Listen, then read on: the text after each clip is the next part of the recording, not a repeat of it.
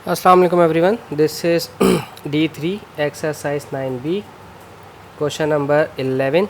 इसमें एक ये शेप हमें दी हुई है, हमने इसी शेप को कंसिडर करना और कहा है find the distance between P and R। P और R का डिस्टेंस आपने निकालना है, सिर्फ ये वाला, ठीक है, सबसे पहले पॉइंट में। बट इस तक पहुंचने के लिए आपको बहुत सारे मराइल से गुजरना पड़ेगा। हम उन मराइल को आहिस्ता आहिस्ता तय करेंगे, देखते हैं कि हम क्या कर सकते हैं इस क्वेश्चन में। अच्छा, डिस्टेंस मालूम करने के लिए अब प्रॉब्लम यह है कि स्टूडेंट्स को ये नहीं पता होता कि करना किस तरह से। देखें, डिस्टेंस मालूम करना है, यहाँ से लेके यहाँ तक का डिस्टेंस मालूम करना है, ठीक है। हम लगाएंगे कोसाइन लॉ। कोसाइन लॉ में हमें दो गिवन साइड्स और उसका सेंटर एंगल पता हो तो हम ऑपोजिट साइड मालूम कर लेते हैं, तीसरी साइड, ठीक है। अब ये चाहिए मुझे, सबसे पहले तो मुझे ये चाहिए। ये निकालने के लिए सबसे पहले मैं अपने क्यू पर अपनी बेरिंग कंप्लीट कर रहा हूँ, ठीक है। ये मैं अपने क्यू पर बेरिंग कंप्लीट कर रहा हूँ, ठीक है। इस तरह से शेप बिल्कुल इस तरह से भी दी हुई है हमें। ये कंप्लीट सर्कल होता है हमारे पास 360 डिग्री, ठीक है। 360 में से 305 माइनस करें तो आई गेस 55 डिग्री बनता है। 360 माइनस 305 तो ये बना 55 डिग्री, ठीक है। ये है हमारे पास 55 डिग्री, ठीक है। तो 90 में से 55 माइनस हुआ तो दिस इज़ 35 डिग्री, ठीक है, क्योंकि ये पूरा हमारा 90 डिग्री का बनता है और 90 में से 55 माइनस किया तो 35 डिग्री आ गया। अब रह गई इसकी बात, ठीक है।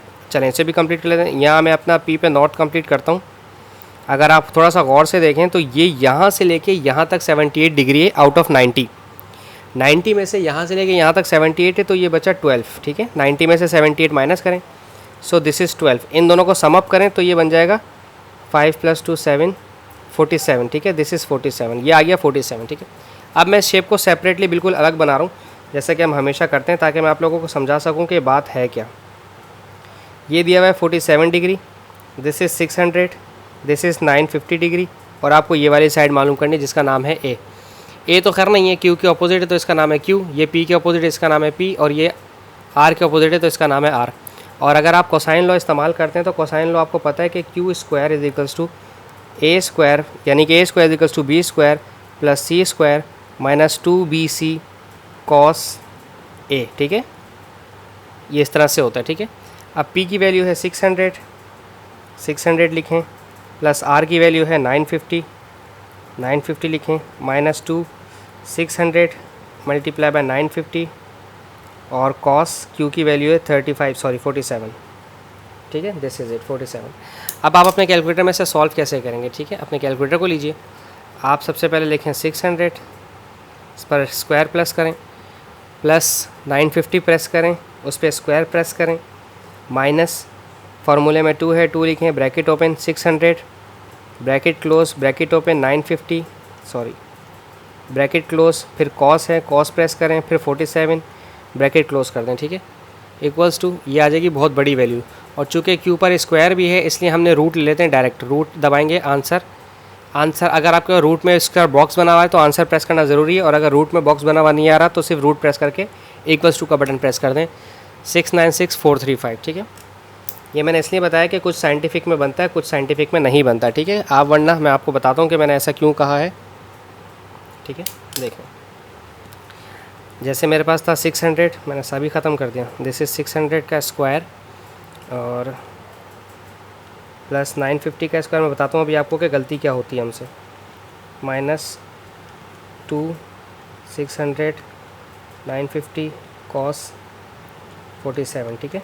ये आंसर आया था, ठीक है आपका। अब मैंने कहा था इसका रूट प्रेस करें। अब जिन बच्चों के पास साइंटिफिक में या मैथ लिखा हुआ है ना, आप ये प्रेस करेंगे तो इस तरह से बॉक्स बना हुआ आएगा, और जिनके यहाँ पे साइंटिफिक में मैथ नहीं लिखा हुआ वो जब वो स्क्वायर रूट प्रेस करेंगे तो बॉक्स बना हुआ नहीं आएगा।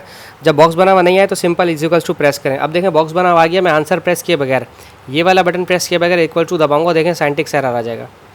और अगर अब मैं यहाँ पर इस बॉक्स में आकर आंसर प्रेस कर दूँगा, ठीक है, अब अपनी वैल्यू प्रेस कर निकालूंगा तो वो 696435 आ जाएगा, ठीक है। ये साइंटिफिक कैलकुलेटर के अंदर थोड़ा सा इशू होता है कि वो एग्जैक्ट आपको वो जो वैल्यूज़ होती हैं वो मांग रहा होता है। ये पहला हमारा आ गया distance from P to R, ये किलोमीटर में है, ठीक है, सॉरी मीटर में है।